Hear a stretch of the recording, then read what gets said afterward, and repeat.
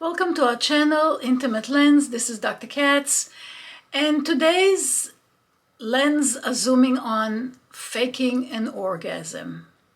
Let's check it out.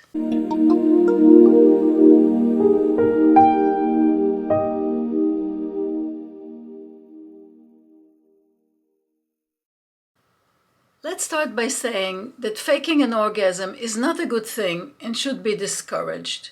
It is not healthy for the relationship, it's not healthy for the woman, and it leads to a path that makes very difficult to come back from.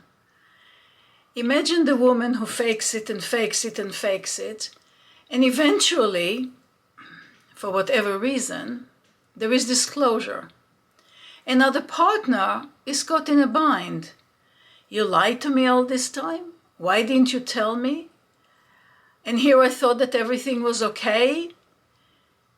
It lends to a lot of problems. It lends to distrust. It lends to often the need for intervention because the couple cannot sort it out by itself. So we really discourage it greatly. That said, why do people fake orgasm in the first place? Let's explore a few options. Option number one, she's not interested in engaging sexually. She does not know how to say no. So she says, to herself, I'll just get it over with real fast. The partner will do to me whatever it is that he does to me, and I'll fake that I'm happy and fine and everything is good, and on we go. So reason number one, a shortcut to let's get it over with. Reason number two, women are not necessarily getting aroused fast. Sometimes it takes a woman a while to get going. And often the woman feels that she's disturbing the partner, she's fatiguing the partner, she's annoying the partner for just taking all this time to get aroused. In reality, if we discuss heterosexual relationship, have you ever met a male who will worry about how you feel when stimulating them, however long it takes, and they sure know how to make it take long? Men don't worry about it. They just go on with it and assume that unless you say that your hand is falling off or your tongue is falling off, they're entitled to being stimulated. Why don't women feel the same? Why does a woman feel so worried and so concerned with how does my partner feel about stimulating me, and it takes a little longer or a lot longer, and I should worry about that, and maybe I should just put an end to it by faking it? Why can't a woman just lay there, or whatever position she does it in? Why can't she just be there and dive into the nice of arousal and let things happen when they happen, and only stop if the partner has an issue? There is no reason to fake it just because it takes you longer and you feel bad for the partner. Another reason, number three, although we don't exactly hold score here, another reason for faking is the woman feels in competition. She feels in competition with his past partners. Maybe they were better than she is. Maybe they were more good in bed. Although what is good?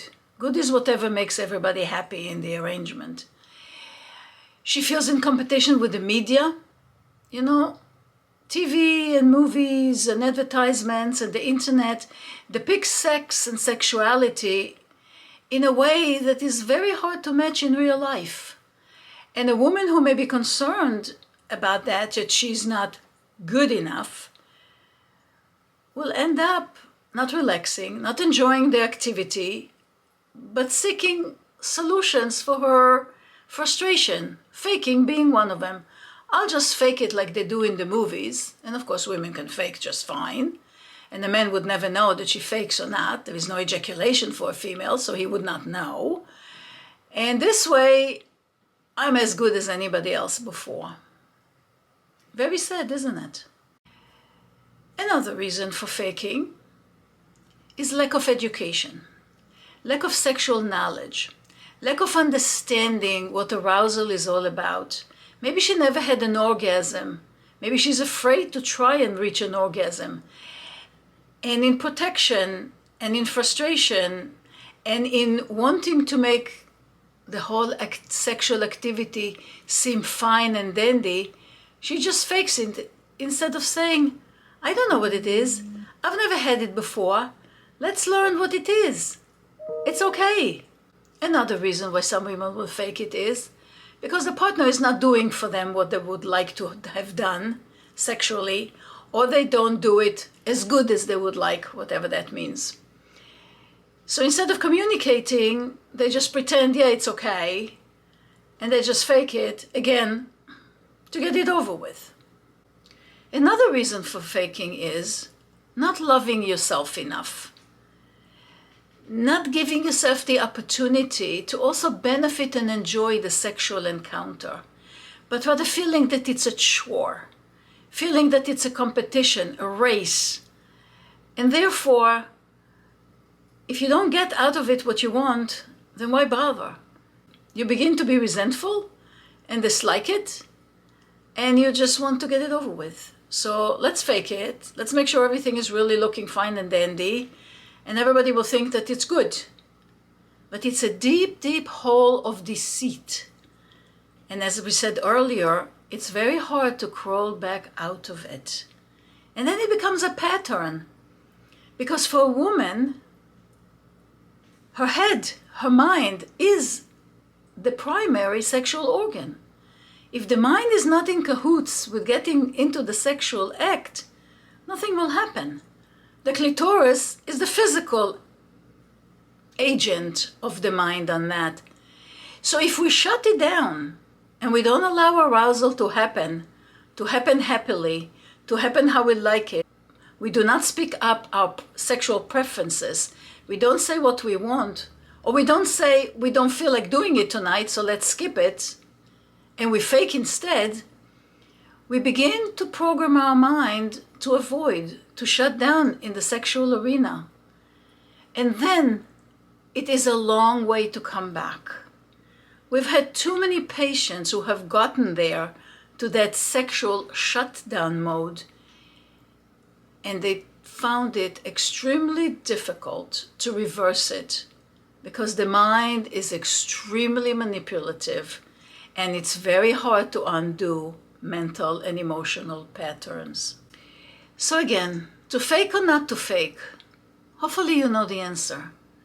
Hopefully you will be good to yourself and you will say, let me find another way to deal with whatever is bothering me or not feeling just right in the sexual act, or communication about styles and preferences, or just saying plain no. Let's make it healthy. Let's make it simple. After all, sexual encounter should be a gift.